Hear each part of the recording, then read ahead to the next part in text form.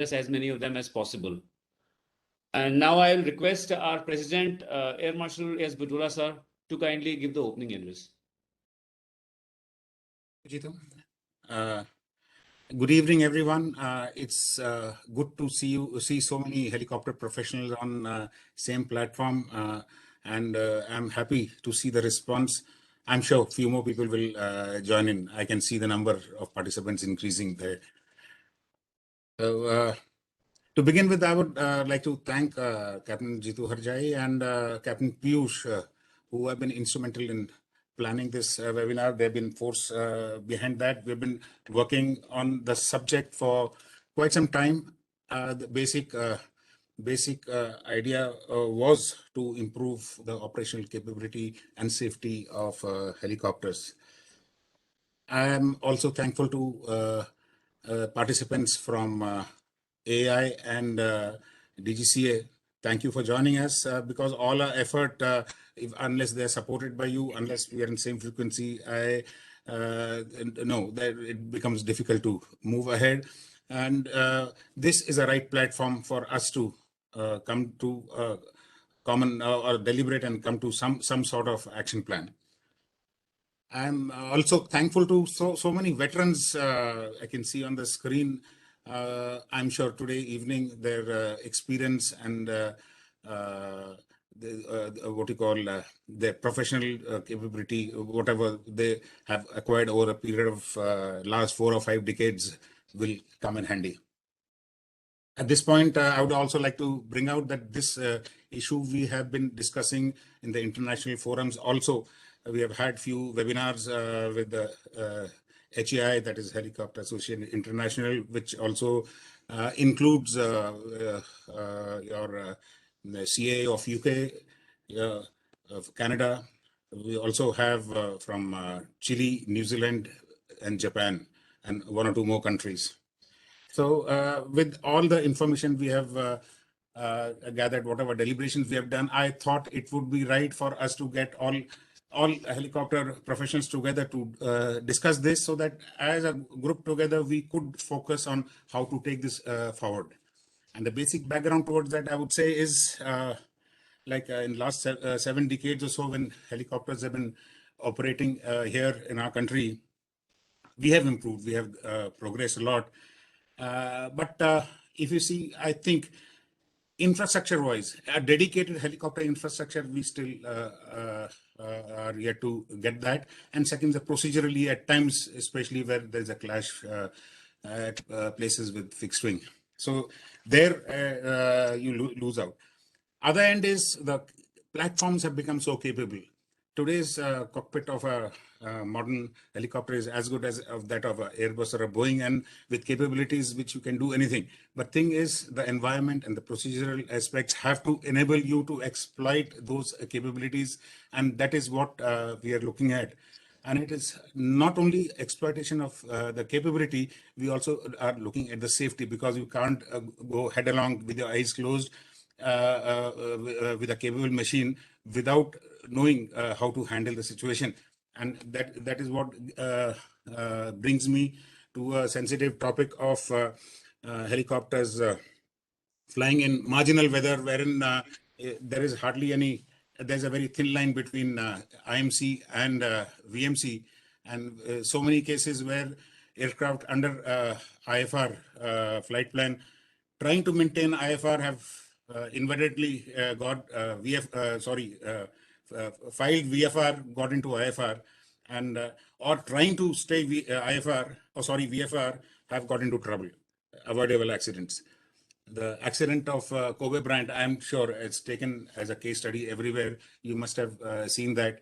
A highly qualified pilot, 8,500 hours on type, current, instrument rated, all he met all the requirements, but same thing, trying to stay visual, he got into IMC, and we know what happened after that. And although I'm not privy to the court of inquiry, what happened in case of an accident of our CDS, I think it was nothing different. It was almost similar. I will not comment more than that, as I've not gone through the findings of the court. Now, when you talk about these, that is where we have been talking about PinS approach, and like there have been different what we call understanding of PinS. There have been different ideas people have. Why we are having this webinar is to get everyone on same thought process as to understand what is PinS and what we mean by that. And PinS approach does not mean that you're carrying out an IFR approach only. After completing the PinS procedure, you could be doing a visual approach. So idea is we have our expert Piyush is here. We have worked on that, and hopefully at end of the day we'll share our ideas of what we mean by PinS and how can we use it, and how can together we can move procedurally ahead so that we can exploit our machine in a better way while ensuring higher standard of safety. So I hand back to Jitu to continue the proceedings. Thank you, sir.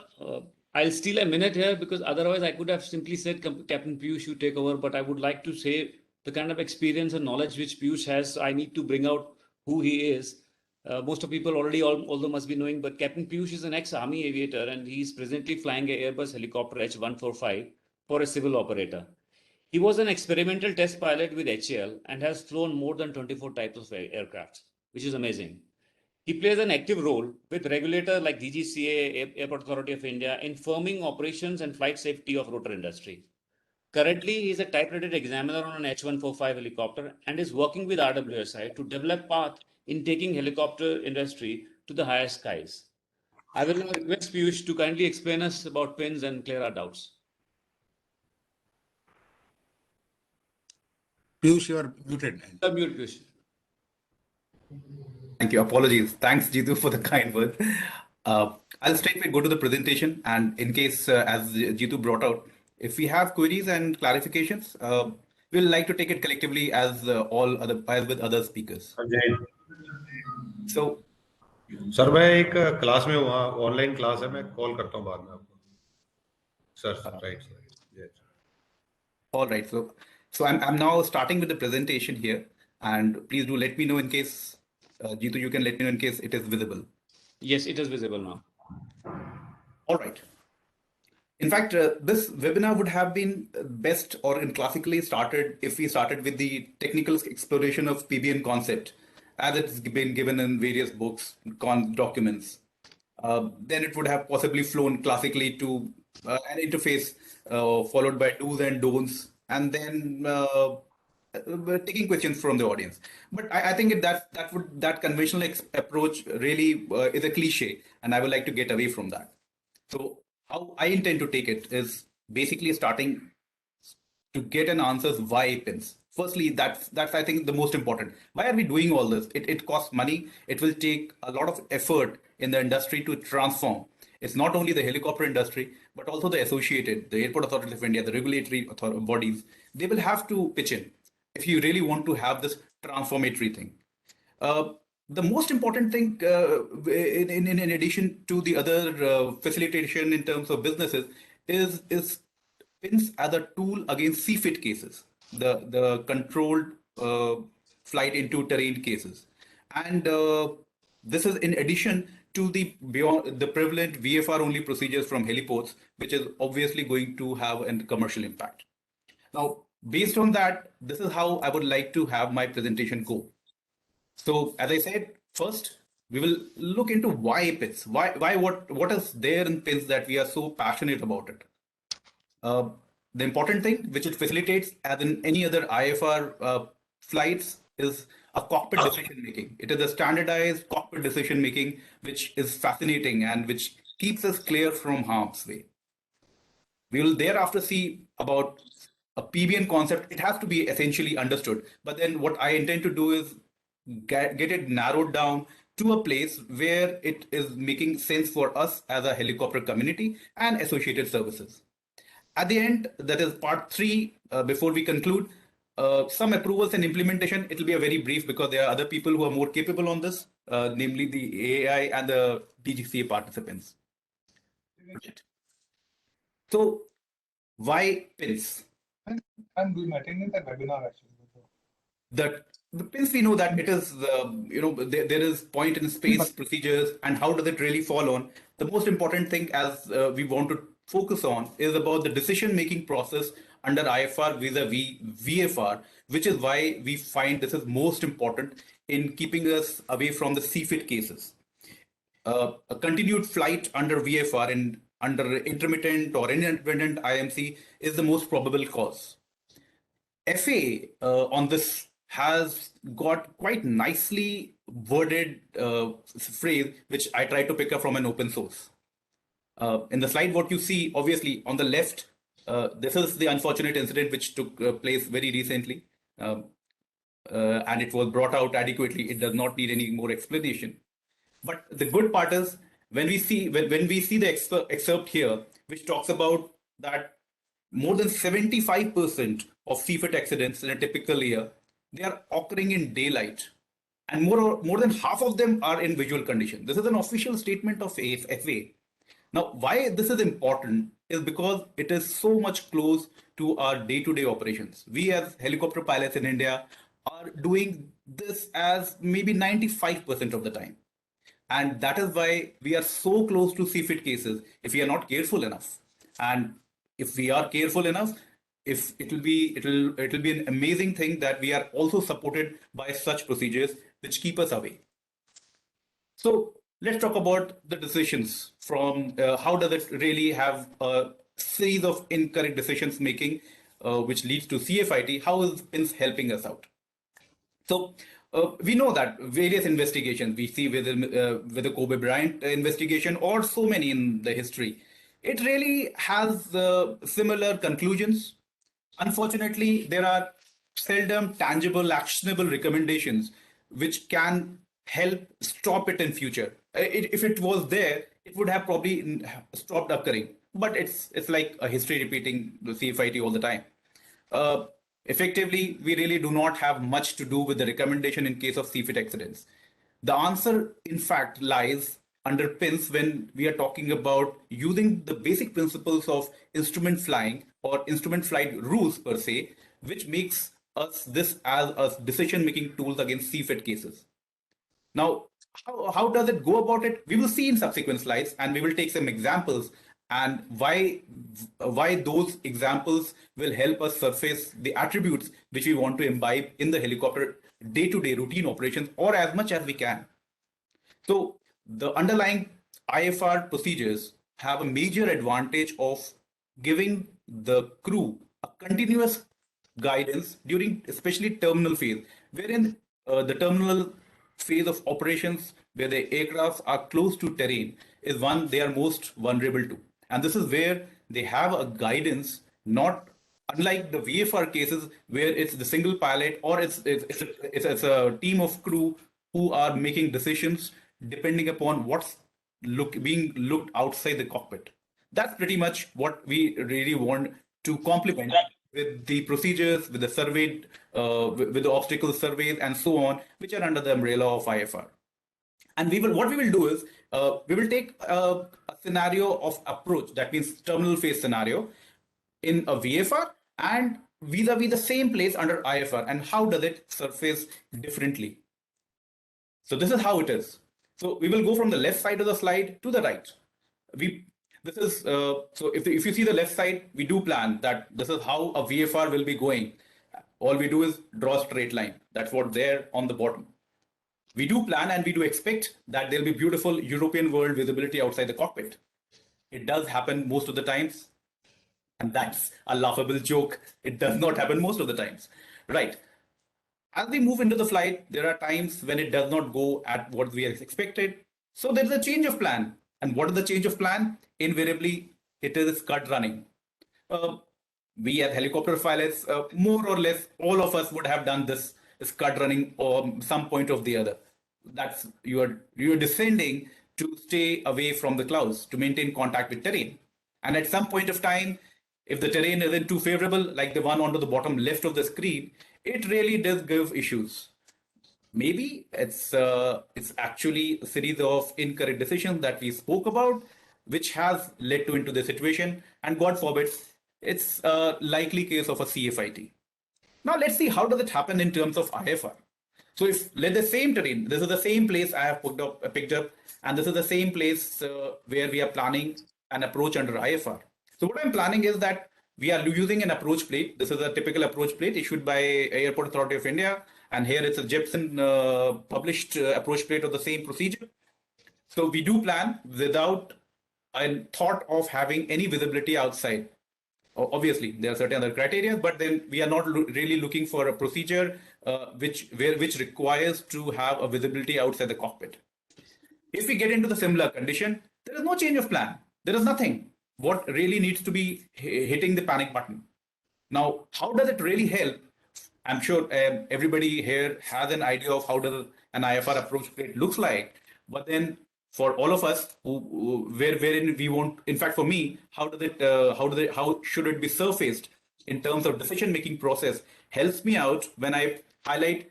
Firstly, there is a surveyed horizontal path with a vertical profile that's pointed on the right of the screen, which tells you what to do and what to follow without having a look outside. So this horizontal path and this vertical profile is what we are talking about.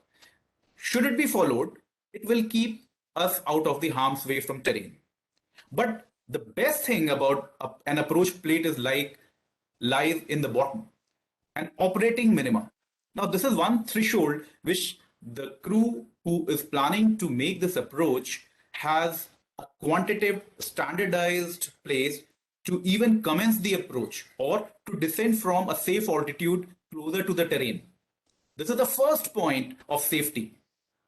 Remember, as a VFR pilot, you do not have this kind of a threshold or a quantitative decision line, or even at least a standardized process that when do you say no?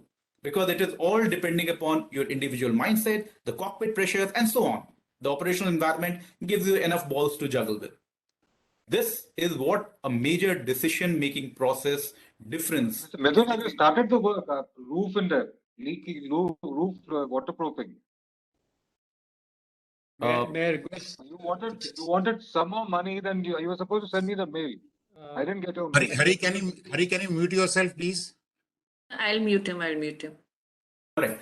So this is the difference. We were talking about the approach between VFR and the IFR. How does it help decision making? Right. Now, this is a consolidated talk of what we spoke about an IFR and a VFR approach paths. The decision making, as I said, it starts from the aerodrome operating minima.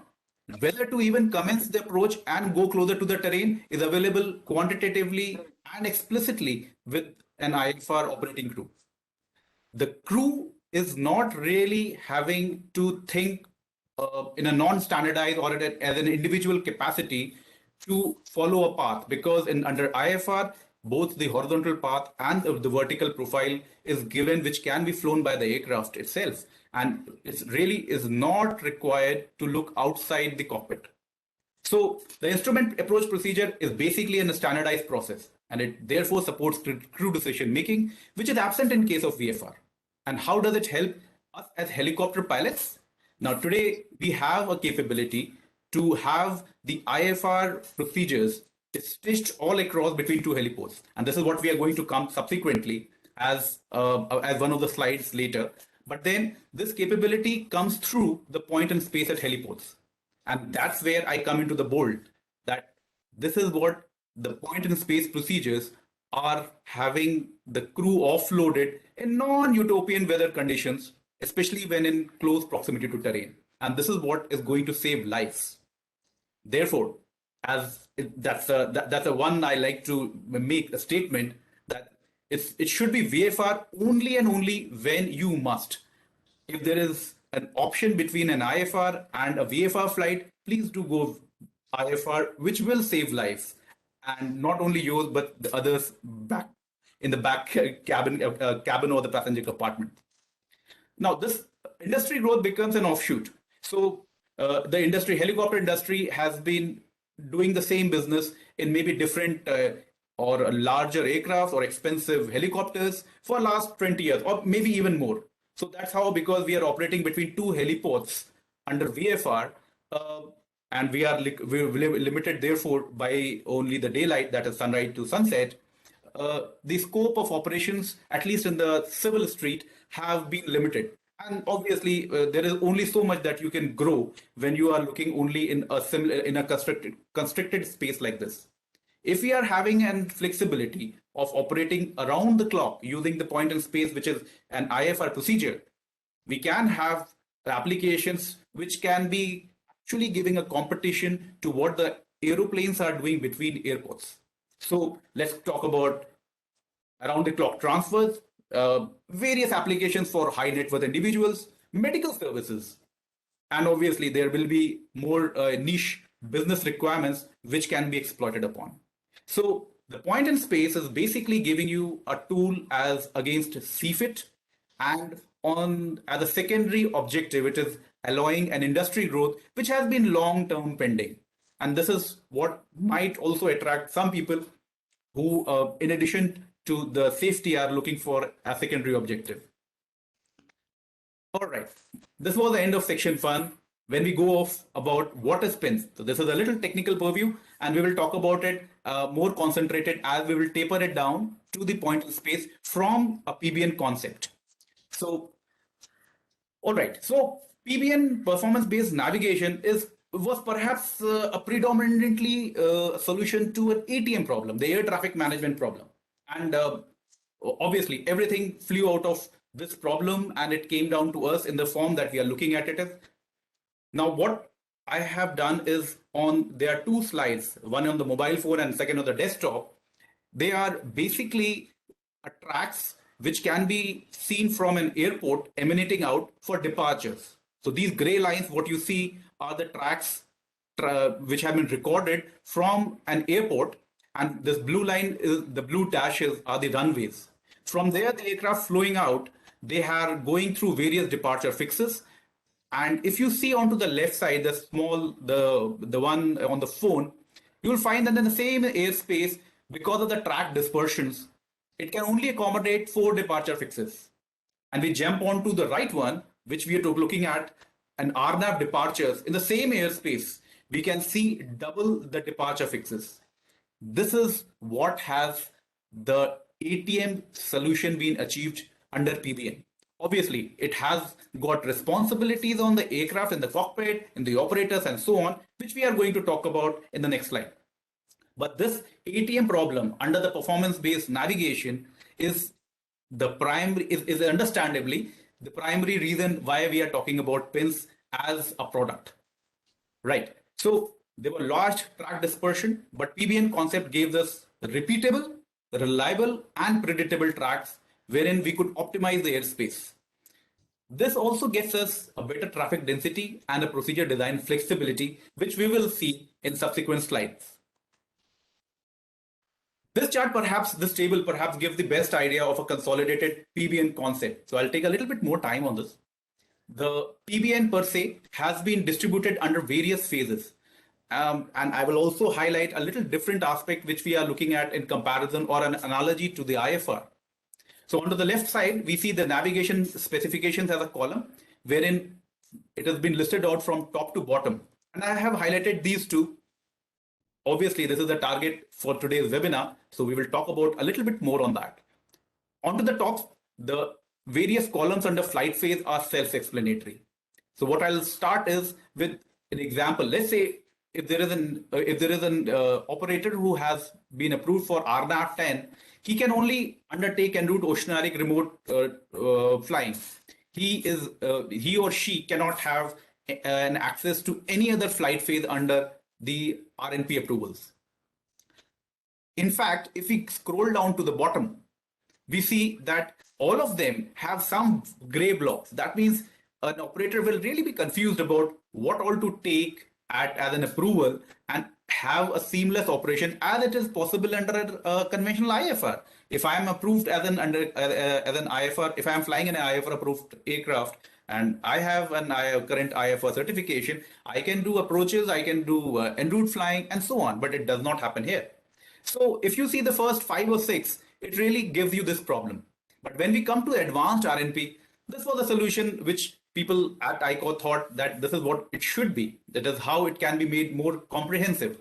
So they amalgamated 5 nav specs and gave us the advanced RNP. Now all these are really more related to the fixed wing.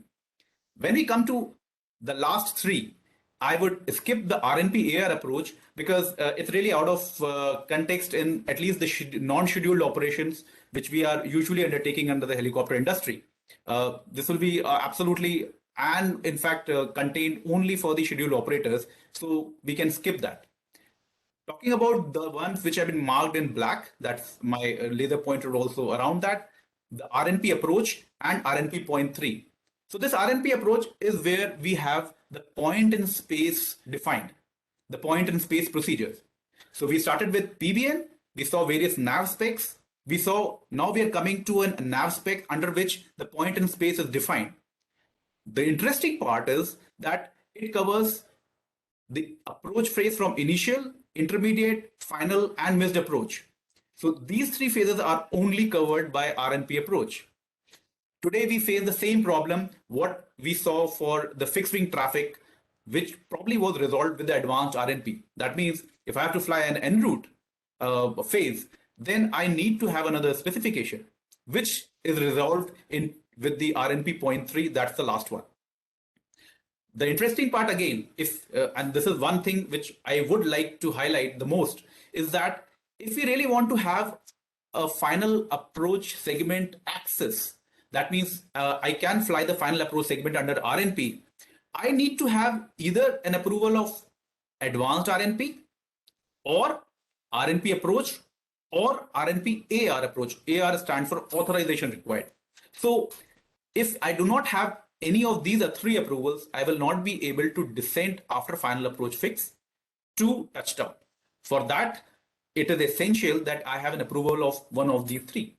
So now coming to the helicopters, we realize that RNP approach covers the point in space, and RNP approach, when I'm talking about RNP approach, it is primarily the augmented GNSS which we are talking about. It covers the point in space. Otherwise, the point in space is not covered in a non-augmented GNSS. More of it later. Subsequently, RNP point 3. Now, this is specifically designed for helicopters nav spec or a navigation specification. And the best part is that it has been designed for helicopters, which benefits them in terms of their better maneuverability, low speeds, and the kind of nature of operations that they do undertake. That will be in terms of mountainous areas, offshore rigs, remote heliports, and this is where it does help. Now, both these specifications, I like to summarize with the two summary boxes below. So about the RNP approach, we are talking about, since it is based on GPS or a GNSS as the generic term, and SBAF, that's Gagan in India. So both are of them operational. In fact, we have been using the SBAS for last 3 years on our helicopters. It is regulated by one of the operational circulars, which had been revised last year, and it is ready to be taken for approvals. The way it will benefit, as we spoke about earlier, that the point in space approaches at heliports are possible without any ground-based navigation aids because it's based on GPS and SBAS. And finally, the icing on the cake, and if we are using the 3D approach, that is the LPV minima of 250 feet, it gets us to a very close what we do usually on the runways. So that's the advantage of RNP approach here. On RNP point 3, it is based again on GNSS. So we are not dependent upon ground-based navigation aids. All you need to have is an approved RNAV system on board and have taken the approvals. This also has got a coverage under OC Operational Circular 1 of 2022, which got approved last month. It's been a Herculean task and a very supportive DGCA who has been able to do this for us. Now, the good part is that, as we see on the top of on the table, that this covers departures, arrivals, and en route phase.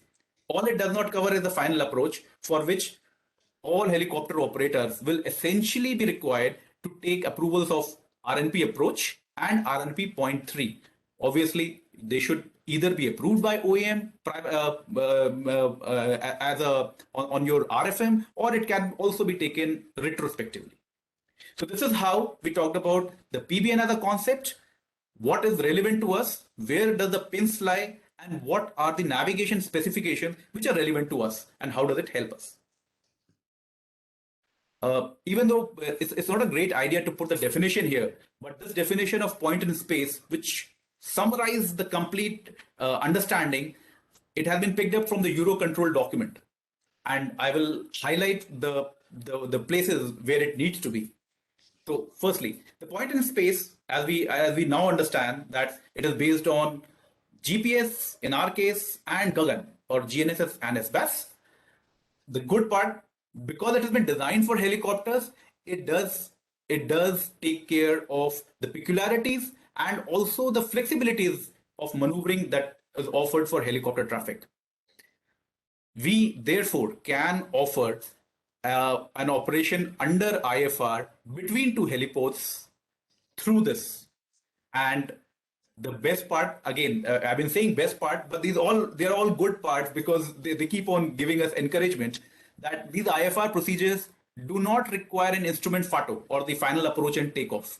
So we do not need an instrument FATO to build up a point in space procedures. Like for example, Juhu, which I will come to subsequently, it does not need to be upgraded for an instrument FATO.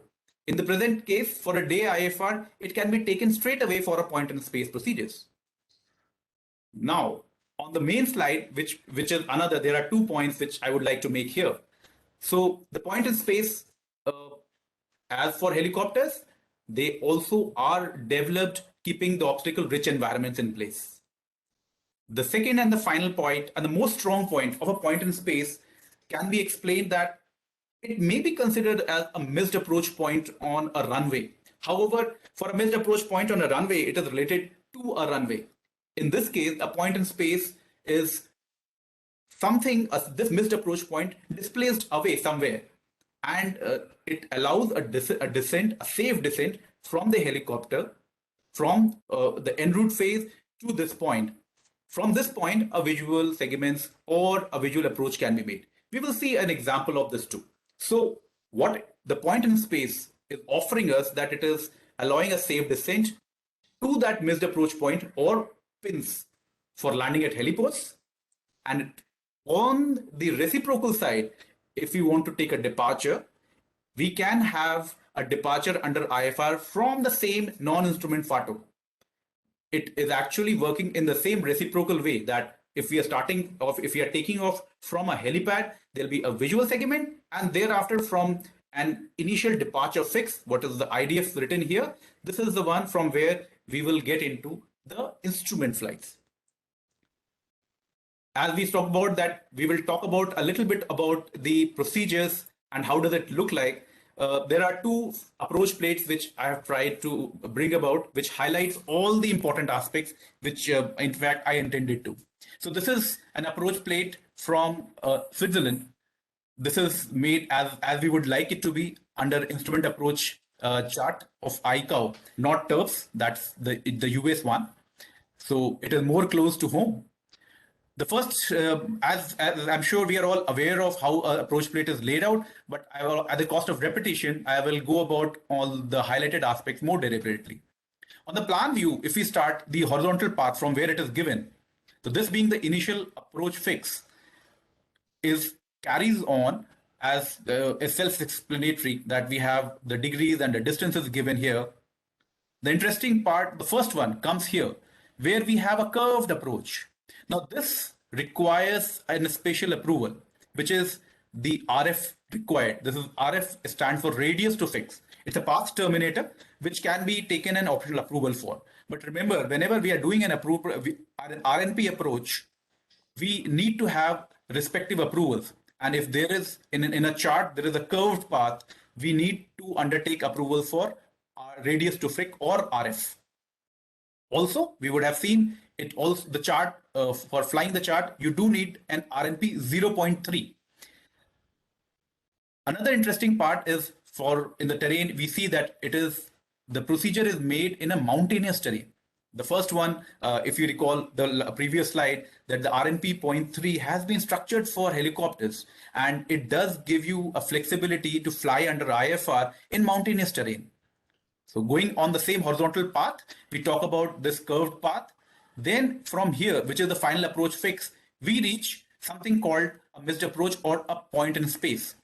Let's call it, I'll pronounce it as LASIK because it will help me a little bit more. So reaching LASIK, the dashed line takes us to the heliport. So all this horizontal path also have a vertical profile defined below. It's there in it's a normal chart process. And we also have similarly RF written here specifically because it's a curved path. It has a final approach fix. Again, the final approach fix being one short of LASIK, which is the missed approach point. And from here, we will see there is a descent of 5 degrees.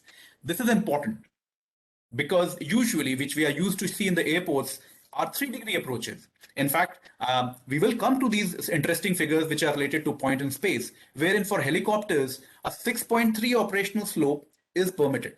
And that's why we are talking about a tailor-made nav specs given to helicopters to exploit and enhance their windows in terms of both safety and business. All right, coming back to this approach chart. So we have two minimas. We do understand that there are only two minimas which are available for point in space. One is a 3D, that is LPV. It can get down to a minimum of 250 feet in India, otherwise 200 feet abroad.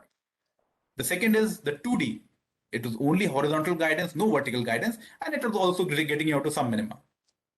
This is about the one side of the approach plate. So we have a horizontal path. We have a point from where we can go visual, from where we can either go missed or we can go to the airport.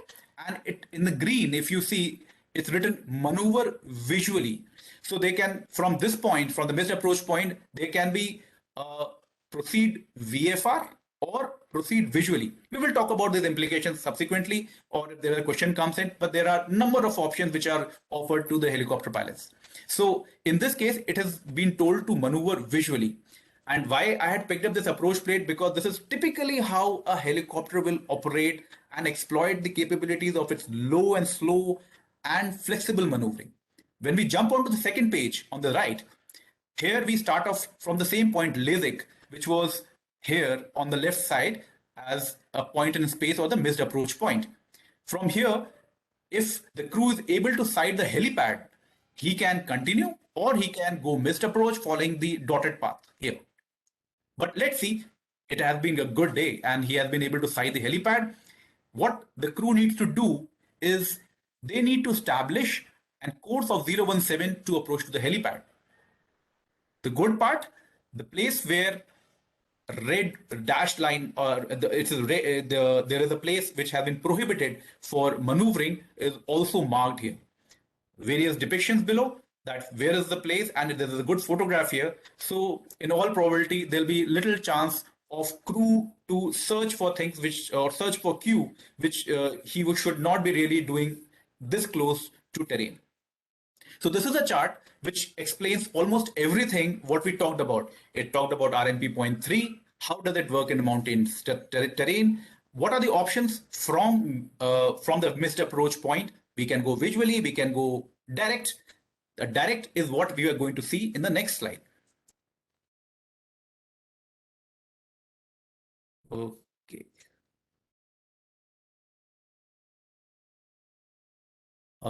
Just a minute, sir. All right. This is the second example I thought I'll share because it also gives a variation what we have been speaking in the previous slide. Now, this is a chart of LaGuardia, New York. It has been put here for a reason. The most important of them is that in the same, all the same layout, so I'll not go over of them again, but this one point in space, it is serving 3 heliports. In fact, 4, 1, 2, 3, and 4th. And the LaGuardia heliport is one of the most interesting because it is right close to the intersection of runways there. So a heliport, a LaGuardia heliport, New York, with that intense density of operations, we have something like this working out for them. Obviously, there'll be other reasons, there'll be other circumstances which can be debated, but The point we are trying to make is from a missed approach point, this is a direct visual segment, which is a variation of what we saw in the previous slide, which was a maneuvering visual segment. So that's a variation which is available, and it's available through this example. The second important point is related to the definition that we saw, that the point in space can be located anywhere. It can be located away from the heliport. Obviously, there are criteria which we need to, with the designers need to keep in mind. From there, it can service more than one landing sites. So here in this case, as we see, it is being serving 4 landing sites. So these are the 2 takeaways from this example. So now what do we do with all these examples? As we started off, that this is the point in space is going to help us out in having operations under IFR between 2 heliports. It becomes a realistic proposition. We are looking at a heliport from where a departure is under IFR with point in space under RNP 0.3. We know that the nav specs RNP 0.3 covers that.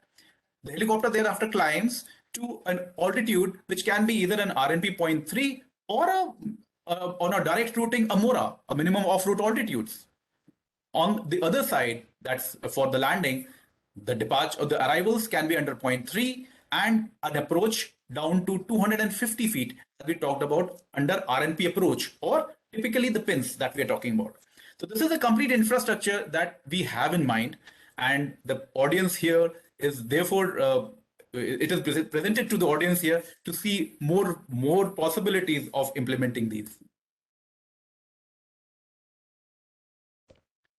Okay, so this slide is one short slide which we have tried to put across, and it's basically to bring out the subtle differences when we are operating on a runway, that means helicopters, and when we are operating on a point in space heliport.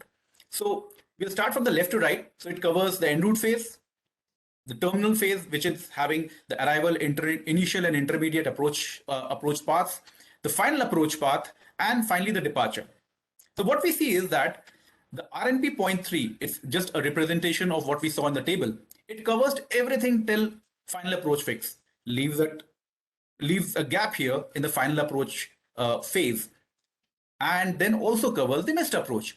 So for the final approach, we will have to take the RNP approach approvals, which on the runway, it can give an access to 4 minimas. There are 2 2D minimas and 2 3D minimas, which are written as LNAV and LNAV VNAV minima, and LPV and LPV minima. So this is what are typically in fact in India, I've been told that we will not have the LPV minima, only the LPV minima, and these 2 minima will be there. So these are the ones which will be available mostly on runways. However, we got to remember that when we are undertaking a point in space at heliports, we only have an access to 1 2D minima and 1 3D minima. And LPV minima essentially requires services of SBAS, Gagan in our case, which can get us down to 250 feet.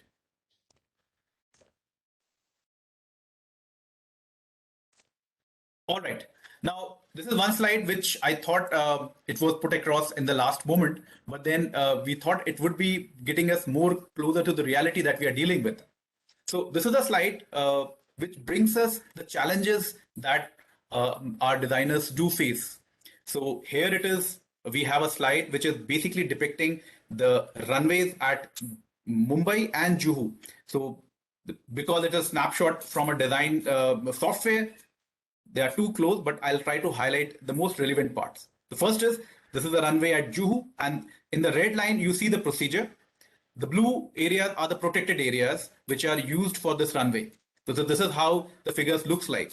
In the green, these are the areas which have been or which are supposed to be required for a procedure for Juhu runway, which is so close to the Mumbai runway.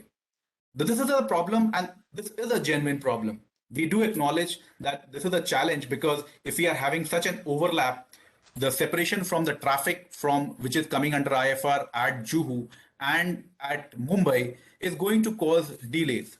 So we did kind of work out on that, and we thought that there will be a possibility of converging in terms of our operational requisites, and also giving some kind of a trade-off so that we can have some midway to have both the procedures, such procedures at Juhu, which is a high visibility airport, a heliport for helicopters, and also not bother too much or not hamper the traffic movement, scheduled traffic movement at Mumbai.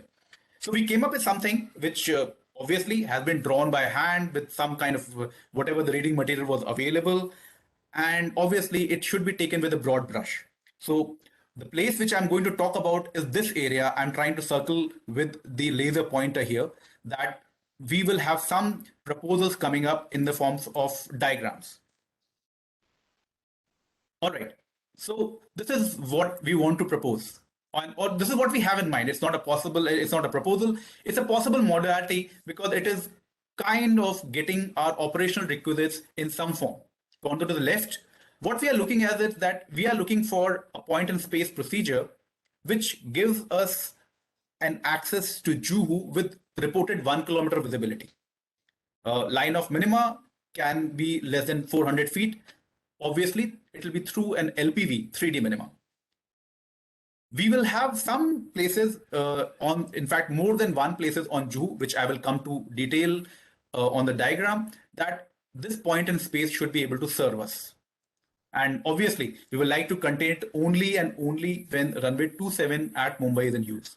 So coming to the place that we are talking about, and I will toggle between the previous slide and this slide once more so that we have an understanding of what it is that we are trying to depict. Firstly, we are looking at two circles here. They are nothing but dumbbells which have been scaled down and trying to put across on this map. That is on Juhu. One is dumbbell 08 and one is dumbbell 16. We will see the pictures of this subsequently. The green areas, one is the rectangle and the second one in this shape. They are basically giving a protection areas which we have tried to design with, or which we are trying to put across a draw here with RNP 0.3 and as required by on the missed approach segment, which is a turning missed approach segment for Juhu again. So, and the missed approach point is somewhere here.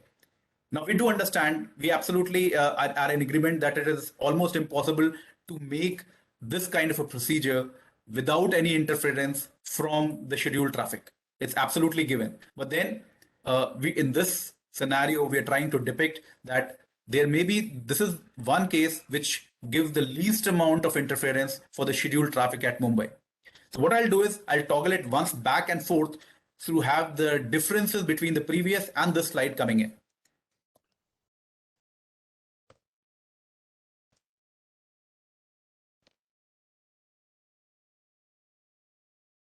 All right, so this was the previous one. This is the one which we are looking now. The difference here is that here we have an approach made for runway 26 at Juhu, which is in green, the protected areas. Here we have, in addition to that, a possible modality for procedures at Juhu airport. As I said, it's just to be taken as a representative of what you intend to propose. And we can obviously work on sitting across the table to find more viable and more practical options. So those charts would have been not liked by most of the pilots. So for their comprehension, this is how it will look like. So what we had done is we started, because this is the most critical procedure, from a final approach fix. We will have we will fly down to missed approach point for Juhu, that is helipad 1 and 2, which are nothing but the dumbbells, which we can see in subsequent slides. Or in case, if so warranted, we will go missed and we will have somewhere here a missed approach point. Now these are all scaled when they have been translated into the diagram, obviously with some kind of inaccuracies which can be expected when we are doing it manually. From here, it is just a representation of how does it look with close with respect to the runways here at the Mumbai runway with respect to Juhu. Here in the previous slide, it is here. In this slide, it is in this picture, it is here, and more close up is what is here. So the previous chart, the previous slide, which we are talking about the procedural runways, is what has been depicted pictorially here for better comprehension. Coming in here, what we are looking at is how to go about implementation, and I'll keep it very short. All right, so these are the ones which I would like to highlight here. When we are looking for a point in space implementation, the attributes which we want to capitalize on are Firstly, the glide path angle of 6.3 degrees or less, which is much, in fact, more than double what we usually see on runways. All the procedures have a restricted final approach speed of 70 to 90 knots. So it does give us a little lesser requirement of turning areas. These are all taken out from the document, that is ICAO Doc 8168, from which these are available ready, and they have been translated verbatim here. A good example of having optimization of procedures is that our obstacle clearance surfaces are originating from safety area and not from departure end, wherein we start drawing in case of runways from the departure end, and it does have, it can possibly optimize in terms of our OCAs, the obstacle clearance high altitudes and heights, if we are doing it from the safety area, which is just around the airport, the heliport. And already brought out, and a non-instrument FATO is what gives us a more a lot less of administrative hassles. So with this, all these three, and onto the right side, the three balls, if we are looking at a remote heliport, we will preferably have automatic weather operating system based reporting. Some procedures which probably will have to be designed in conjunction with the controllers there. And also, we need to really look into a towered and a non-towered heliports wherein the PinS procedures have been designed. So this is one thing which we, the participants here, all the stakeholders will possibly have to converge to make this realize, wherein we have a heliports which have RNP 0.3 departures and arrivals, and we have an approach with augmented GNSS. In some cases, as much as possible, a 3D, in others, and 2D. And as we will repeat, and I'll repeat once more, that all this is required. This does not require rather a ground-based navigation aid. The number of helicopters which are already having this capability in India, we have right now the three of them. That's 139s. We have some capability. 169 and 145. We already have a capability in its completeness. 135, which are coming in, H135, that is, they will also have the similar capability because they also have the same RNAV computers on board. The conclusion goes a little more quicker. So I'll start with all those which I started as an objective, that we are looking at point in space as a flight safety tool against CFIT cases. Also, looking at the industry growth, VIP transfers and medical services are an option which can be explored. We do acknowledge and understand that the temporary landing sites that will have to be VFR only. However, with the knowledge and the insight that we have through the IFR procedures, it only gets the crew with a lot better situational and safety awareness. It will help us in overall safety. There is a recommendation which can be really considered, that at least for the VIP and the VVIP transfers in our country, we should have the point and space procedures as preferred, especially for the helipads which are regularly visited. I do understand there is a logistical issue with that, but then nevertheless, wherever it can be, it should be. And obviously, if it will be possible in some cases. Finally, it always comes as the bottom, but then it has got the most important implication. Investments which are associated, we were looking for if we are looking for a one-time expense, there is a possibility of amortization over a period of time, and it is a long-term infrastructure for both business and tourism reasons. So this is where a point in space helicopter operations are helping us for both flight safety, business, and a future growth. So this is where I come to my presentation, and I'll stop sharing the slides right away. Thank you. Thank you, Piyush. This was very nice that you covered, and we've cleared so many doubts, but I'm sure there are so many questions also which will be coming up subsequently. So I'll request now Captain Ashish Kapoor. He is a senior FOI, Flight Operating Operations Inspector with the Flight Standard Directorate at DGCA.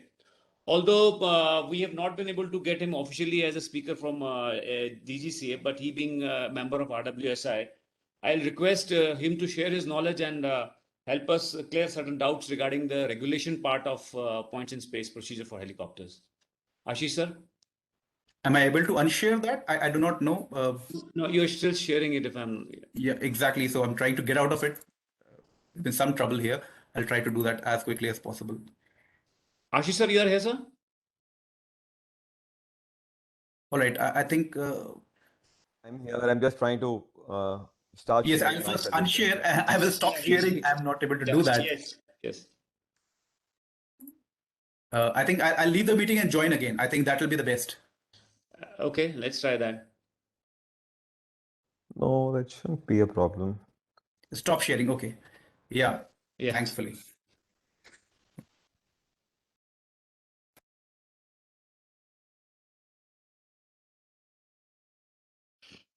Okay. Good evening, M. Marshall Butola and dear colleagues. I intended to share a presentation on the regulatory aspect for PINS, but I'm having some trouble trying to do that. Otherwise, I would request Jitu if you can share. Yeah, let me try that, sir.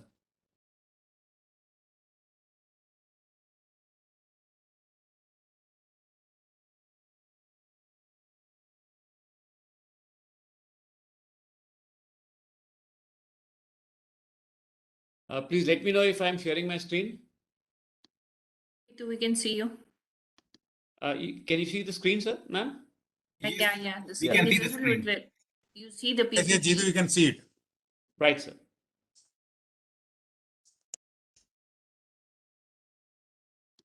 That's there. Yeah, I guess this is the PDF, so we just go ahead Yes. with this itself. Sorry. Yes, sir. I did make some changes since I had, but we'll keep it for some other time. So everyone who's heard a fantastic lecture by Piyush on the concept of PINS operations, I just have two news. One is good and one is even a better news. The good news is that we already have the procedures, the operational approval procedures and the documents already in place. As Piyush mentioned, OC3 of 2016, revised in 2019, is for RNP approaches, which includes the RNP1 segment, which is requirement. And then we have another OC, 1 of 2022, which is on RNP.3, both for en route as well as standard instrument departures and arrivals. So they are already in place. Operators just need to apply with the necessary documentation which is required. And the better news is that the whole process is in place through EGCA. This is what I'm told. And Indigo and other companies, they're already using that. Now, obviously, they haven't tried OC1 of 22, which is for RNP.3.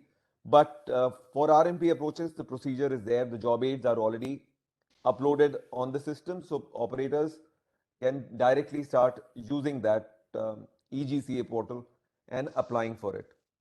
Of course, uh, we need to have for pins for heliports which are yet to come in, but wherever the RNP approaches, and I think very soon we'll have an LPV approach for Ernakulam. I think that's already validation trials are already on. So, and after that, about 60 to 65 more such LPV, which the Airport Authority of India has been working on.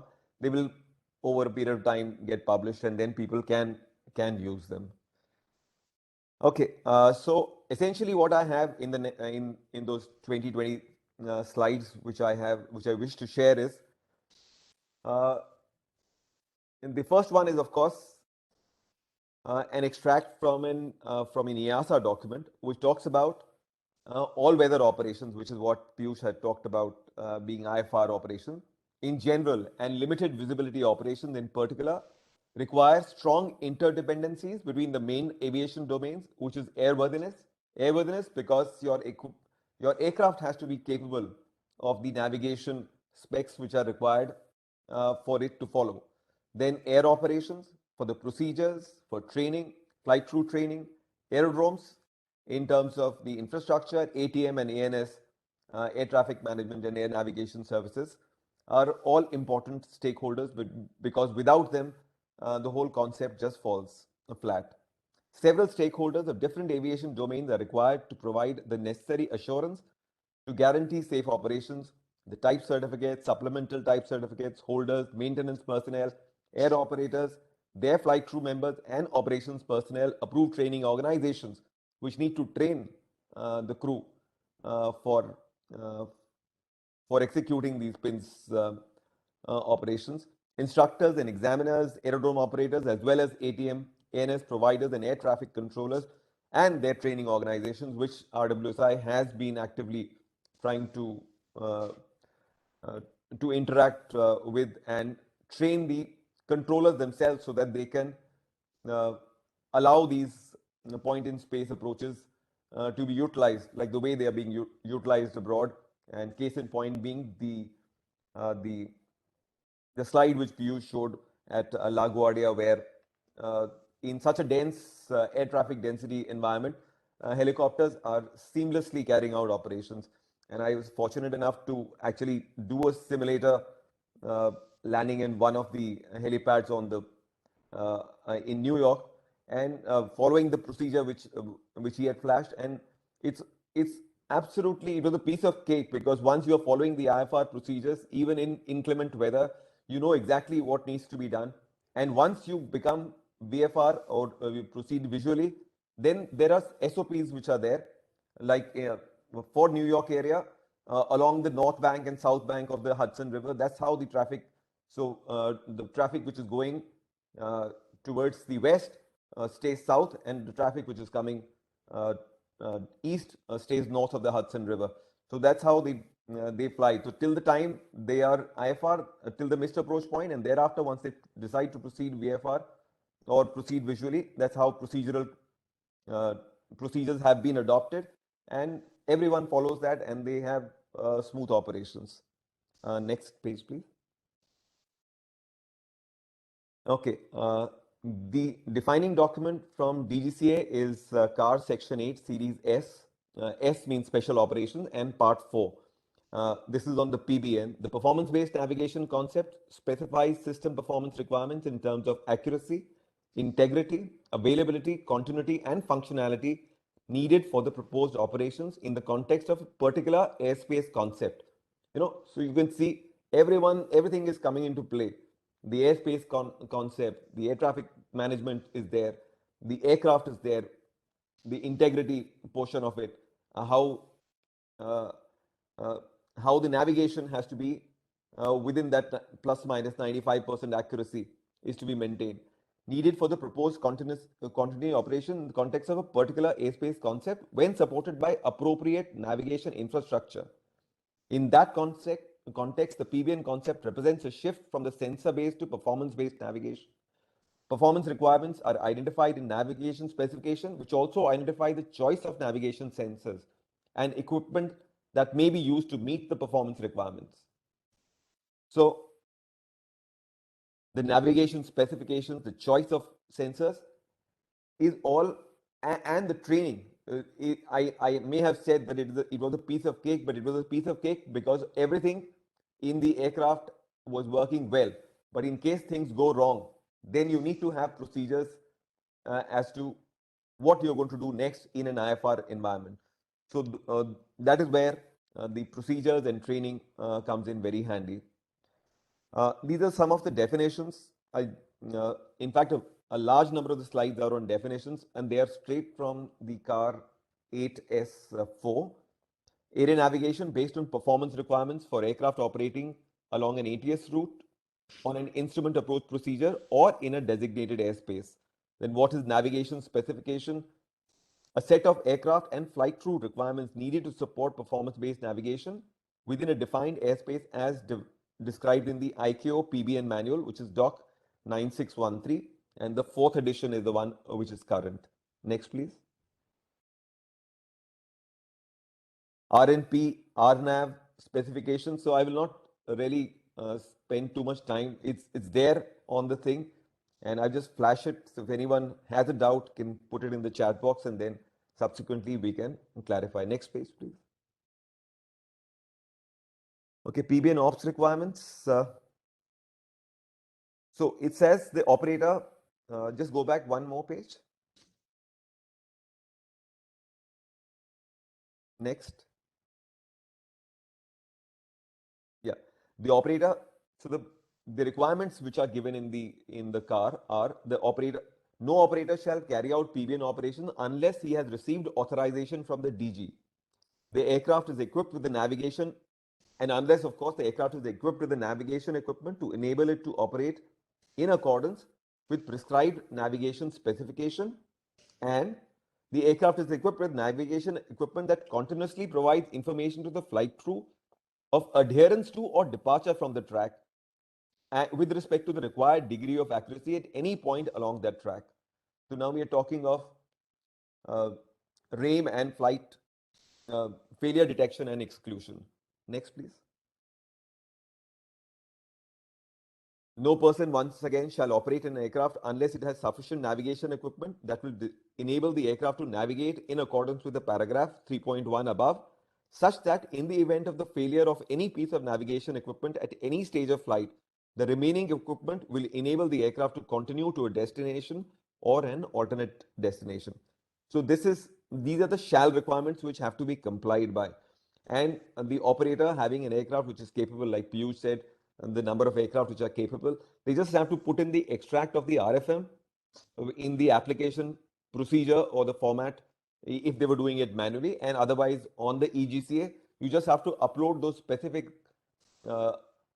qualifications of the aircraft, and your airworthiness approvals go through smoothly. Of course, the operator has to make sure that the MEL are catered to any unserviceability and what will be the procedure in case something goes wrong. Next, please.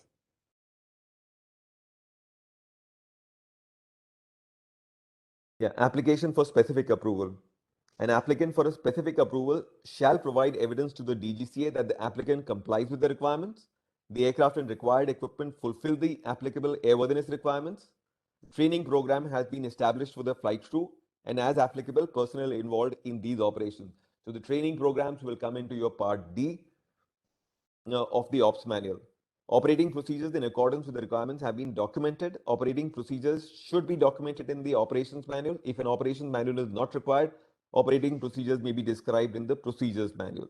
So anyway, in most cases, for NSOPs, it will be the ops manual, and for the general aviation, once again, it will be in their ops manual, which they have, the 18 chapter ops manual, which the general aviations are required to maintain. Next, please. Electronic nav data management, since we're talking of flying with the FMS, so obviously it's computers, garbage in, garbage out. So you need to make sure that whatever data, nav data which is being used has been updated and is current and meets the accuracy and integrity requirements for the for operations. Next. That's why airworthiness approvals are very important. And then we have, of course, the fee for the PBN approval on the first aircraft type with the operator shall be rupees 10,000 only. And the application format is given at Appendix I of the this car 8S4. However, this procedure, like I said, has already been approved for use on the EGCA. So once again, the fee requirement is available on the EGCA, and you can submit the fee on that itself.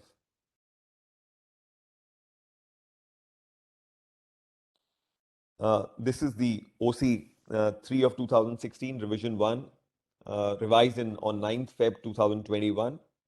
The OPS circular establishes the requirement of aircraft and operators approval for a required navigation performance approach, specifications down to 2D and 3D approach lines of minima designated as LNAV, LNAV, VNAV, LPV, including PinS approaches to LNAV or LPV minima for LPV being localizer performance with vertical guidance for helicopters, both during advisory and approved vertical guidance using GNSS, augmented by SBAS.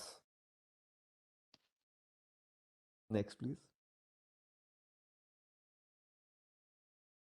Okay, this I'm sure most people with any IFR rating are already aware. So you can move on to the next one. Integrity is once again as defined in the PBN manual and copied into the OCR as a definition. Capacity of the navigation system to provide alerts when the system must not be used for navigation. Now, I just take a minute on this, both from practical experience of actually having flown those on the sim.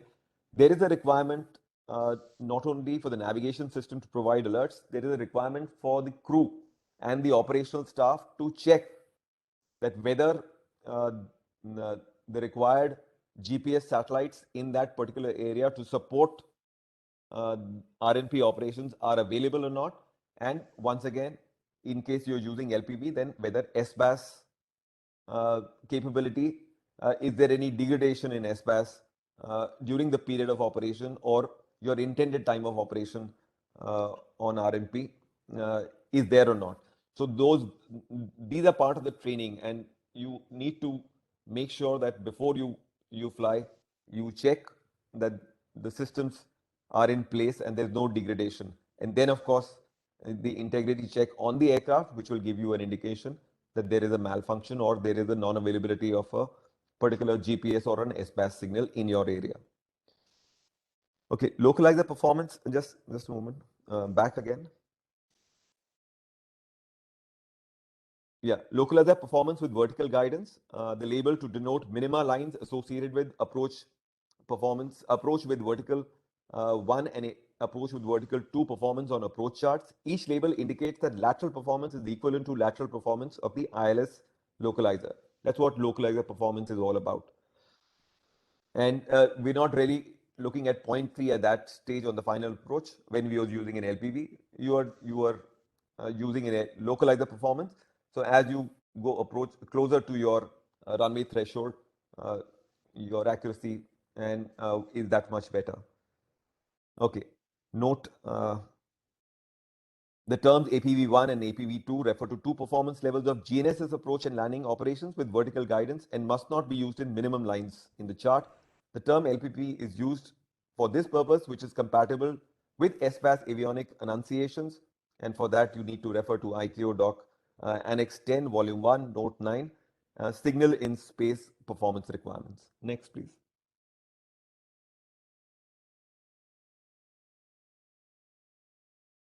Okay, LNAV, VNAV, just LNAV, and note RNAV GNSS approach operations to LNAV, VNAV, and LPV lines of minima are classified as RNP approach in the ICAO PBN manual. So I'll just leave it at that. Next, please. Okay, I kept this specifically, that is uniform definition. Operation with basic GNSS. You know, most aircraft would qualify to operate with basic GNSS. Operations based on a GNSS system that includes an aircraft-based augmentation system. An ABAS system is typically a GNSS receiver that complies with a technical standard C129 or technical standard C145 or C146 fault detection requirements. And a few more definitions. Navigation system error, the difference between true position and estimated position, which will become clearer as we go down. This gives you the concept of, what is PBN all about. Path definition error, the difference between the defined path and the desired path in a given place and time. And receiver autonomous integrity monitoring, we have already talked about. Okay, SBAS, a wide coverage augmentation system in which the user receives augmentation information from a satellite-based transmitter, and it gives the ICAO annex requirements where those performance standards for the SBAS are given, in our case, the Gagan. Okay, standalone global positioning system, a GPS that is not connected to or combined with any other navigation system or sensor. Next, please.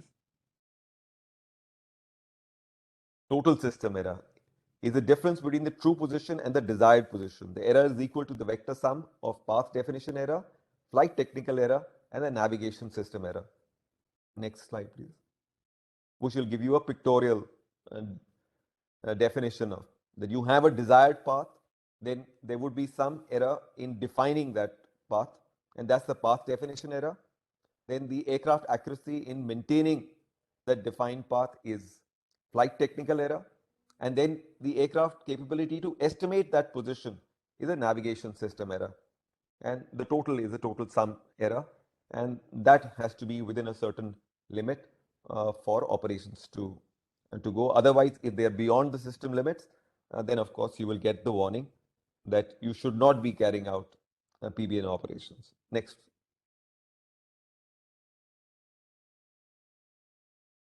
Okay. So essentially, you have to look at airworthiness and operational approval in the whole process. And what I learned today when I was speaking to colleagues who've been using this from the fixed wing on EGCA, essentially once the operator uploads all the documents which are required as given in the annexes. So basically the annex to CAP 8200, that is annex 40 for RNP approach, that is already uploaded on the EGCA or is built into the EGCA. So when the operator logs in, he has to upload all the documents. It first goes to airworthiness, who check out that the aircraft is capable and all the other system requirements are being met. And then it comes down to FST, to the POI or the flight operations inspector who's been tasked to vet.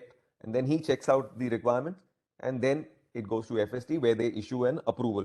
Earlier, it was being put as an op spec, but now that it is becoming a very common thing, it's not being put as an op spec, but you are just getting a letter of authorization.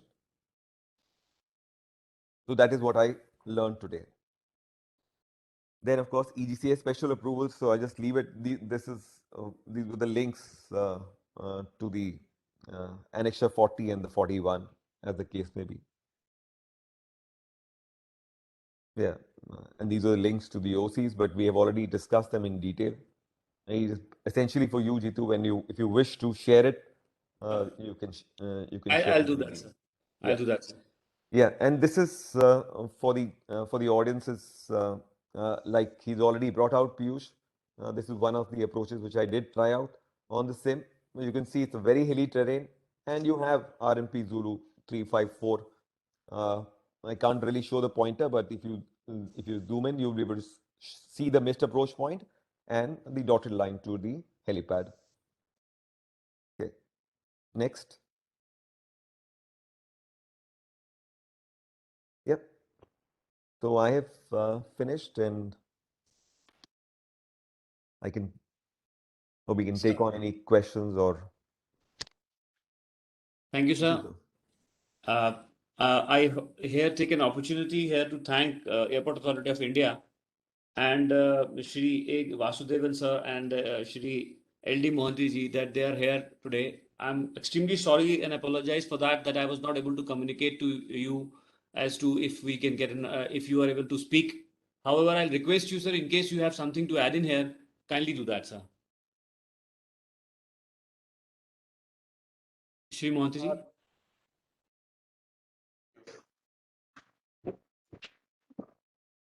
Yeah, I'm LD Monty, sir. Shall I go ahead now? Are you able to listen to me? Yes, sir, we are able to hear you, sir.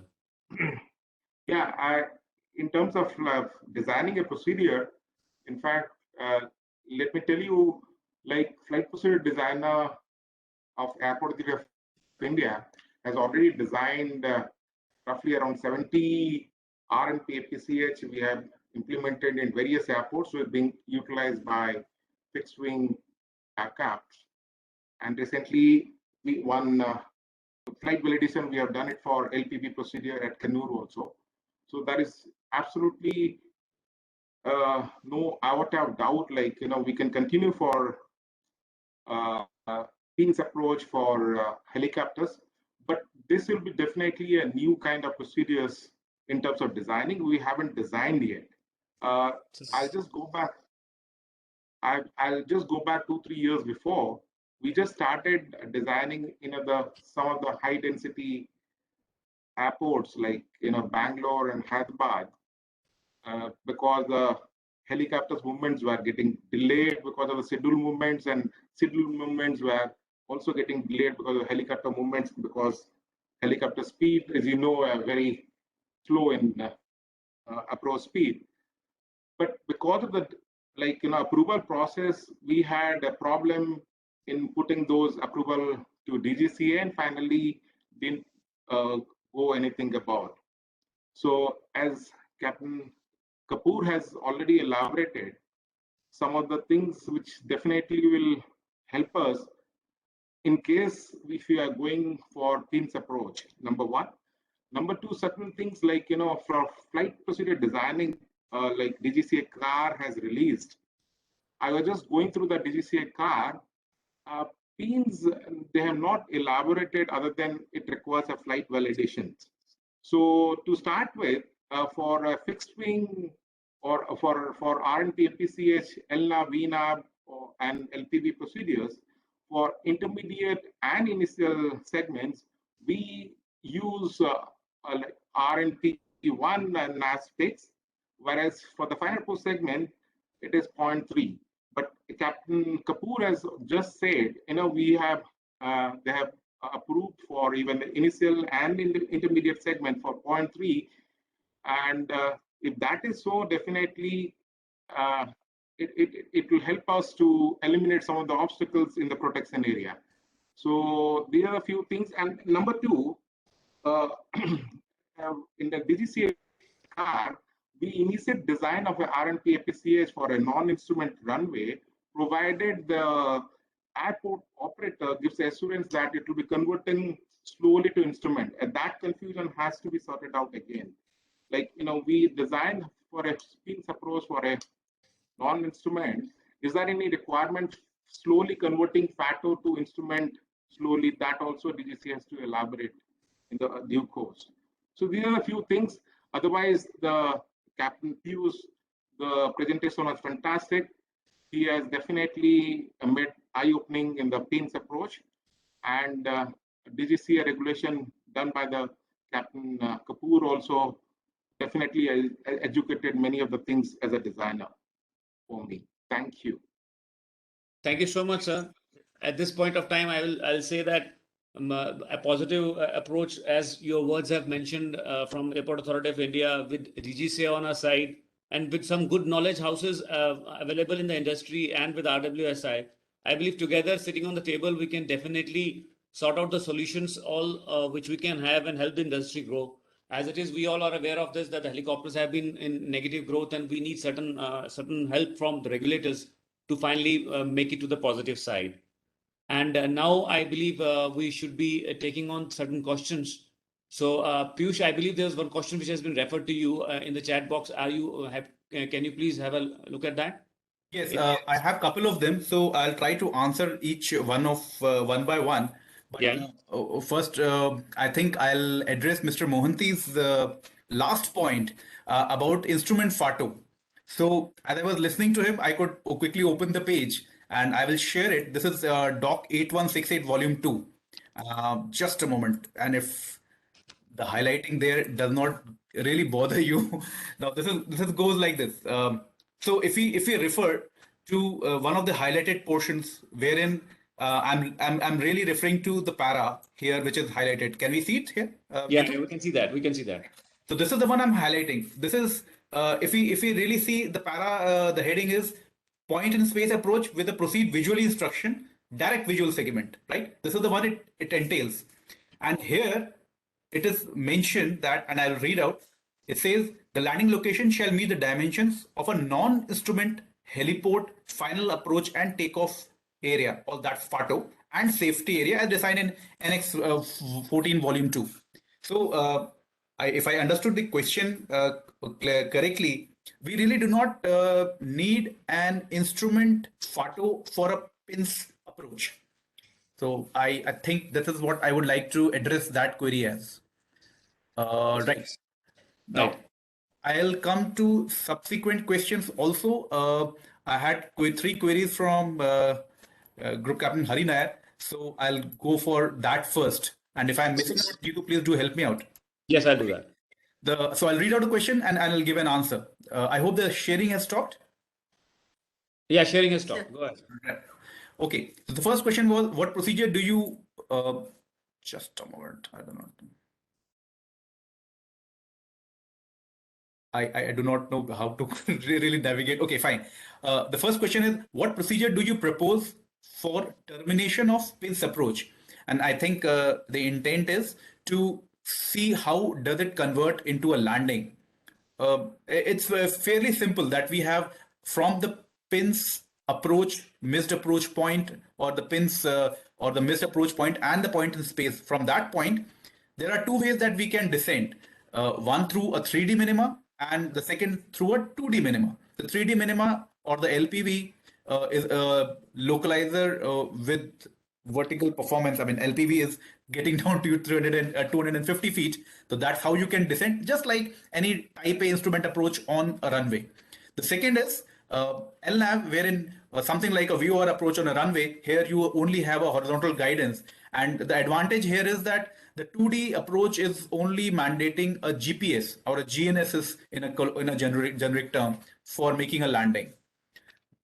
Right. So this is the first answering to the first question. The second concern in the following, it talks about that that RNP of even 0.1 will have a CEP, circular error probable, of 185 meter. And he asked, the concern is that, is it good enough for an approach equivalent to a precision type?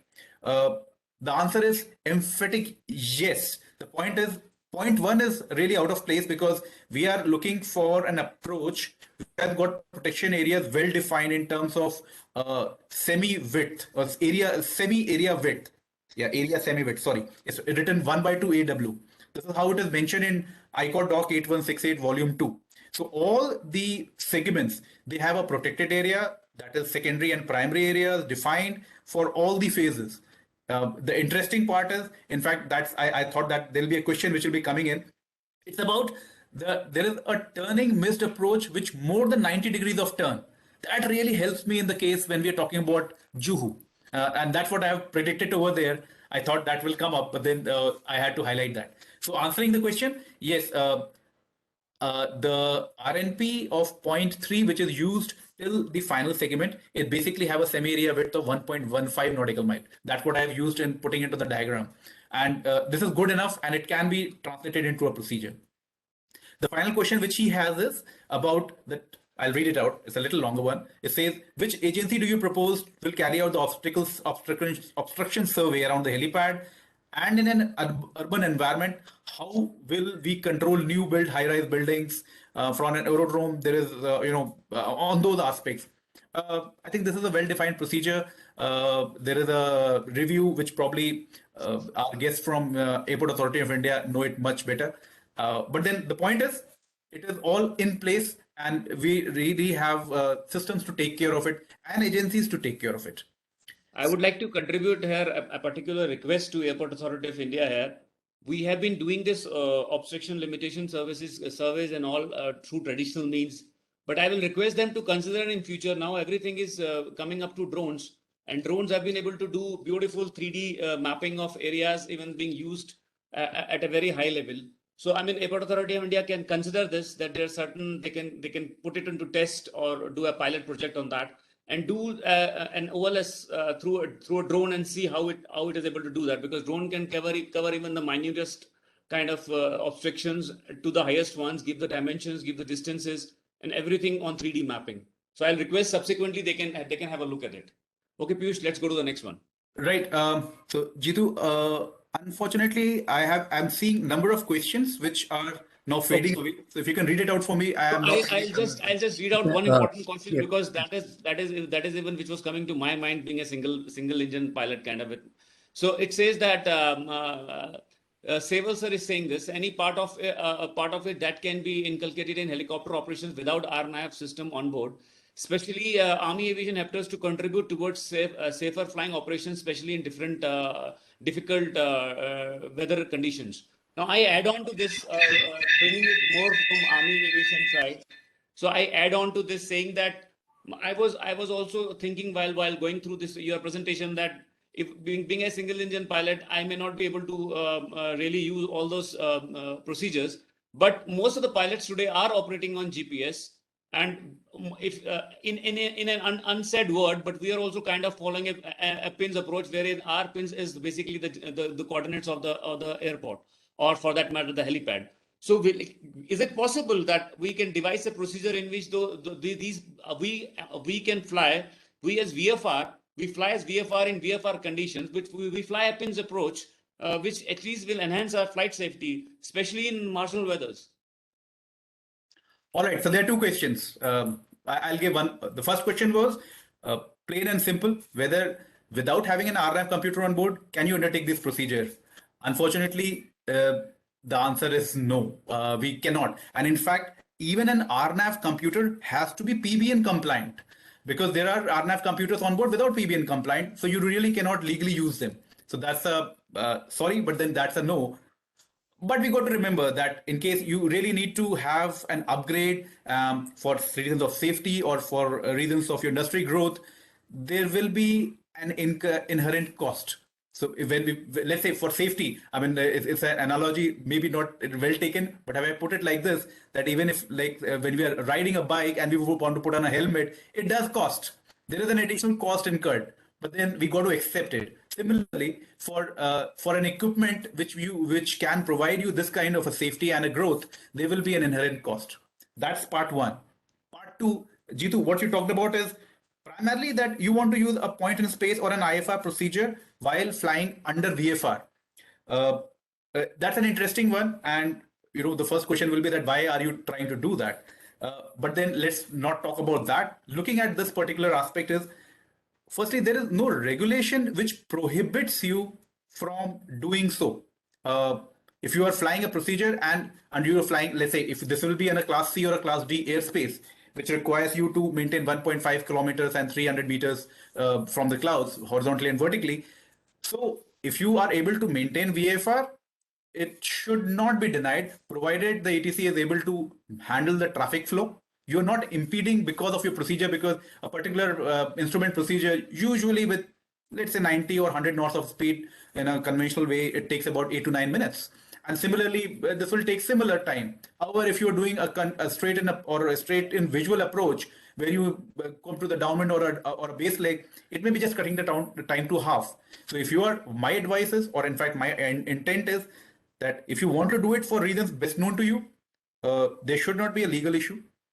Provided you'll have to coordinate and tell the ATC what they should be expecting. Because if you're telling them that you're going visually and they do not see you in under 3 to 4 minutes, there is a cause of concern. So that's my advice would be that go ahead, do it in a way that it is both convenient and does not cause more questions. Yeah, right. Ashish sir is saying something. Yeah, okay. Yeah, I think I had to pitch in, Jitu. If you're asking this question, that you are a single engine aircraft not equipped for IFR, but you're having an iPad on board and you want to do something, please don't do it. Please don't even advocate it. It is the major cause of inadvertent IMC. So if you don't have it, don't attempt to be a superior pilot, because when things go wrong, that equipment will not have FD, will not have RAME. You will not know what has hit you. And we certainly, personally, as an individual and from RWSI and whatever little background I have from regulation, we definitely don't want any accidents on that part, because it will affect us, all of us, even those who have all the equipment. The business will get affected. Sure. Undoubtedly. So don't do this. Improving your situational awareness, have all the kits and the tools which you want, but do not attempt to do something which is not regulatory and which is not safe either way. Thank you so much. Right. I think the next question, sir, you will be able to answer it. He says that, is there any lighting mandate requirement to guide the pilots for the PinS final approach fix? No, Piyush had already said so. It's not there. It's not mandated. No, it's like this. If you are looking only for day IFR, it's not mandated. Yeah. But if you're looking for night IFR, then obviously yes. Then obviously yes. Then there are other requirements wherein the display of 10 degrees goes to 15 degrees by night, and so on. So day IFR and a night IFR will have some additional requirements by night. And we don't have night VFR at the moment. So you know, so I mean, I won't want to confuse that issue right now, but during day, you don't definitely need it. If you want it, of course, any visual aid will obviously help in your detection of your landing zone, and that's always better. But it's not mandated. It's an additional thing. If you want to have it, go ahead.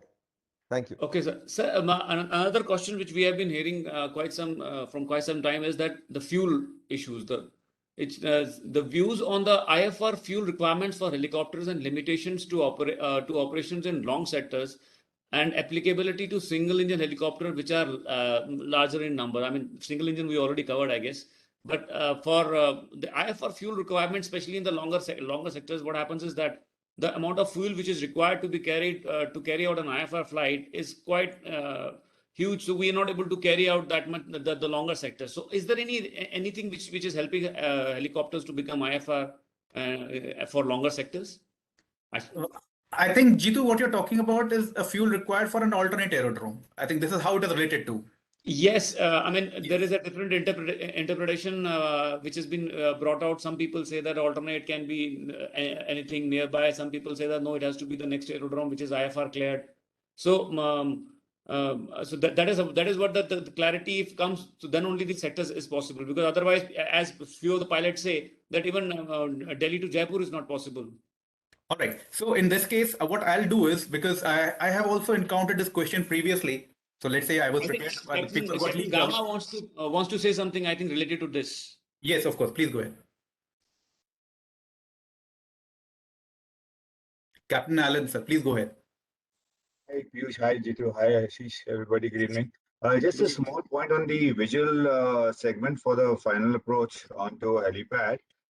For those of you who are not aware, offshore we've introduced the Harpy on all the offshore helipads, and it is a big help. So there's a proposal to convert Juhu into a night helipad as well. And we've again proposed that in the final segment, we have a Harpy installed over there. Of course, offshore, there's a limitation right now. The Harpy being a fixed instrument, with the varying wind patterns, we aren't able to use it at all times. So we propose that the Harpy be fitted on a turntable or a swivel plate, which will enable, with of course appropriate stops so that we don't fly into the obstruction on the rig.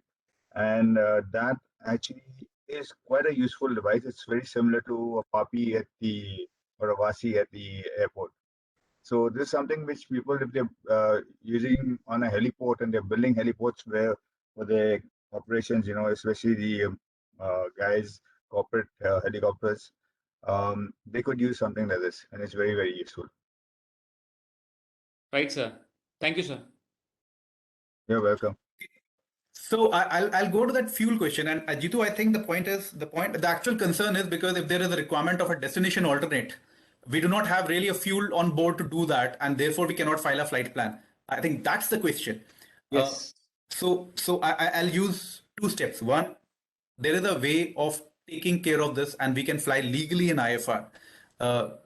The answer lies in there are conditions specified in CAR 804 which tells you that in which cases you do not need an alternate, or put it like this. I will put it across on a shared so everybody can see that. So I'm going onto the share. Fortunately, I could open that quickly. Hopefully, I'll be able to do that. So if you see, I've highlighted this particular para. This is 804. Para 2342 is talking about destination airport, and it clearly says that you have to file at least one destination airport, a heliport, unless, that's why I put it in red. Now there are two conditions. If you are doing that, then you cannot. That's by implication. The first is we are looking at the estimated time of arrival. If that plus minus 1 hour, you are having a reasonable meteorological conditions which does not mandate a diversion. And, or in fact, no, it talks about or you can always define a PNR and adhere to it. So if you are complying with either of these, because there is an or in between A and B, then you can do away with the requirement of alternate heliport. And that's one regular thing which we as helicopter pilots can use to file an IFR without a problem. Now, that's the way that we can do it.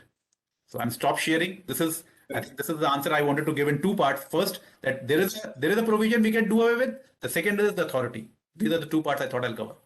I'm sure Ashish sir agree with that. Okay. Okay, so There are a number of questions which are also on the line, so if you can read out, because I can't read it. Yeah, okay. There is one recommendation which Captain Srinivas has given regarding hats off. It says that hats off is the only level D simulator in India which is training defense, ALH, Mi-17s, Chinooks, Cheetah pilots, along with the civil ALH, Bell 412 Dolphins. DGCA could mandate exposure of IFR situations, including unusual attitude recoveries, to all civil pilots with specific profiles as Indian helicopter operators transit from VFR to IFR operations. So this is a recommendation which they have given is giving us. I mean, for DGCA, Ashish sir to consider that. And I say I say it again. I'm not representing DGCA. I'm No. here as Yes, an yes, RWSI yes. member. Yes, sir. So Yes, sir. if you think Yeah. there are issues to it, but if you think and the team considers, you can take it up Yes, sir. officially with DGCA. But you know, everything has a cost and it needs to be considered, and no decisions can actually come off the record or just because I think like this at this moment. So and you yourself as a team, as RWSI, when you look at it, you will see what are the pros and cons, and then take it up. Thank you so much. Right, sir. So Piyush, I believe I believe I have covered all the questions. If I am missing out something. So there was one thing. There are a couple of, now I can see where to find the chats. So there is the question which is pending is there is there any plan to promulgate Yes. kilo routes and integrating with Yes. PinS approach? See, kilo routes are VFR routes. Now, it will not. I don't think that will be in order to have a VFR route being stitched with an IFR procedure. I don't think, at least to my limited knowledge, it is not possible. I don't think it's possible. Right. And The next question. Ashish sir is saying something. yeah, of course. Yeah, absolutely. Piyush is absolutely right. They can't be mixed. So that is another issue which we once we are designing for Juhu, I'm sure that will be an area of concern as to how do you separate the VFR and the IFR for the same place. But I'm sure there will be a way out of it, but they can't be combined together, obviously. Thank you. Then there's Captain Mishra who needs to know that, do we need to formulate a complete missed approach procedure for PinS in specific relating to initial, intermediate, and final phase as it is a fixed approach? The answer is emphatic yes. It's an IFR procedure. There is nothing which gets left out. You have a complete procedure, except that the missed approach point is not related to a runway. It's somewhere, it can be somewhere in wilderness. I mean, that's on the lighter side. But the point is that everything which is applicable, there is a protection area, there are missed approaches, all phases which are applicable to instrument procedure are applicable to PinS. Yeah, the next question is Captain Matthew. Would receiving Gagan SBAS signal be a mandatory requirement for PinS approach? Only if you are looking for an access to 3D minima of LPV. If you're looking for only an LNAV minima, which is a 2D, you do not. But then you do lose out, some altitude which you could further descend and convert into a landing rather than going ahead for a missed approach. Okay, and I think that's about all. I'll request Piyush, now that you're able to go to the chats, you read this question, which is again come from Army Aviation Major Sewell.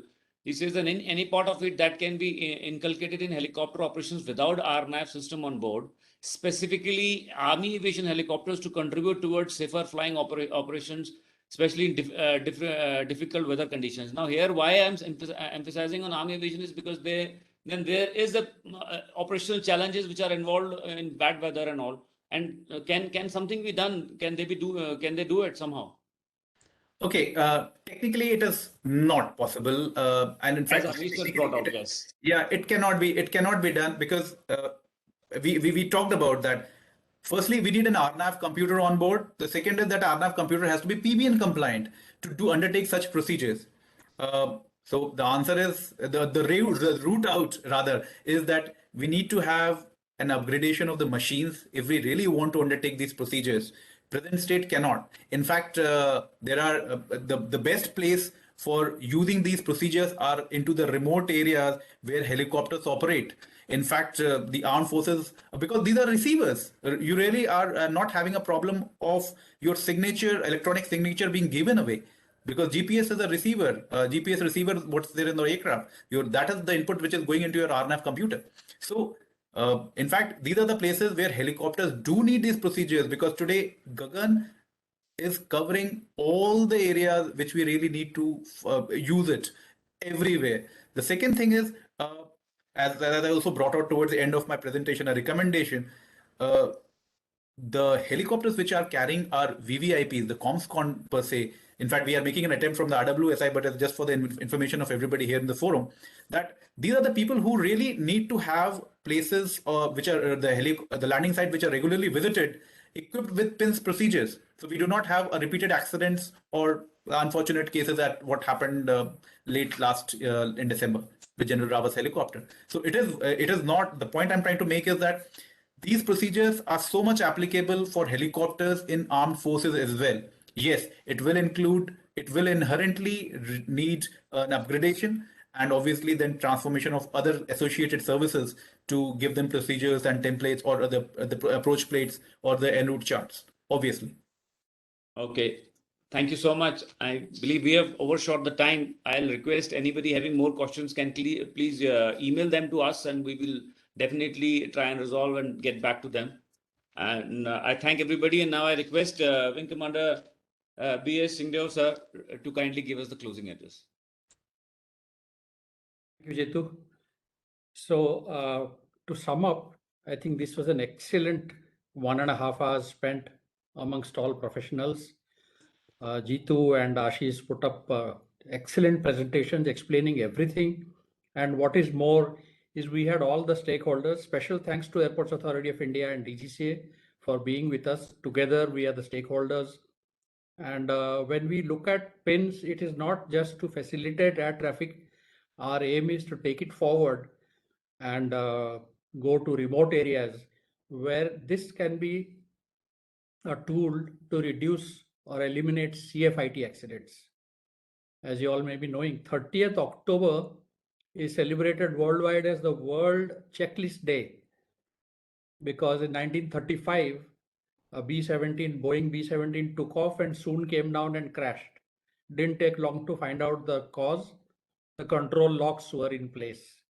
So somebody said, why not have a checklist? So that is how checklist started, and it was safety through checklists since 1935. Gradually, it overlapped with safety through procedures. Then came safety through training. And in the last 10 to 15 years, we have entered into an era, safety through technology. So CFIT is our enemy number one, not only in India, it's worldwide. And fortunately, we have the technology available to make PinS happen. And as I said, all the stakeholders were present today. And I do hope we will continue to interact and make this happen in the not too distant future. Thank you, everyone, for joining in. Thank you, sir. Thank you, sir. Thank you, everyone, for participating. Thank you, sir. Ma'am, we can call up the meeting now. I'll close the meeting. Yes, ma'am. I'll end it for all. Thank you, you, everybody. Thank you. Hi, good day. Thank you. Thanks.